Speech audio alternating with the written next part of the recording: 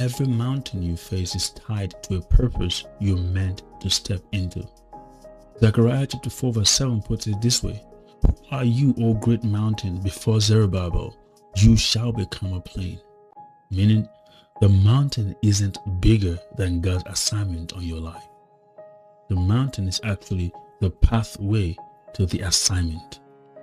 Now, think about hiking a steep hill. At the bottom, everything in you wants to quit. Your legs burn, your breathing gets heavy, and the higher you climb, the more resistance you feel. But the stronger the resistance, the stronger you become. And here's the thing: people who quit halfway never see the view from the top. Spiritually, it's the same. Your burn is building spiritual endurance. Your strain is building clarity. Your push is sharpening your anointing.